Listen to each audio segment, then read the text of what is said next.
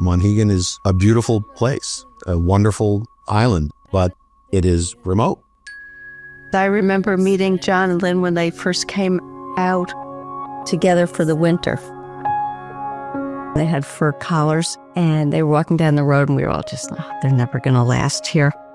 It wasn't like Provincetown at East Hampton. It was an easy place to work in.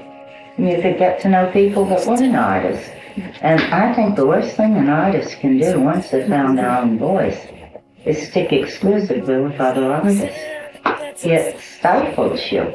It strangles you. Once she was on the island, her whole life changed. I really believe that solitude and isolation that she felt and really experienced almost by choice was reflected in those paintings and how she was looking at the world.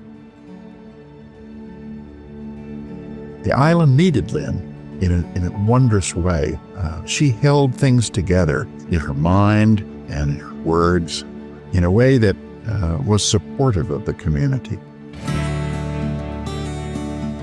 Some people, tend to push things away. Lynne was able to hold things together, and life gathered around her, and she observed it and accepted it and was able to comment on.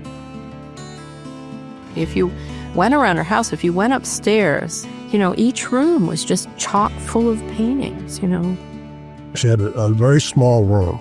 I would probably say it was 10 feet by 9 feet. It wasn't very big.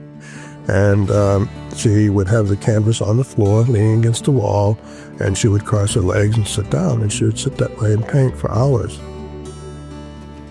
You didn't go over there and visit her while she was working. She worked by herself. You had certain hours you knew you could visit her at.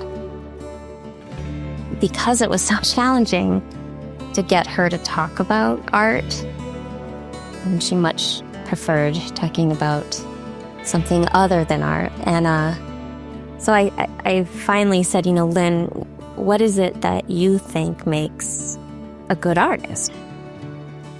I mean, someone who's got a vision of their own and a commitment and sticks with it and doesn't spell out.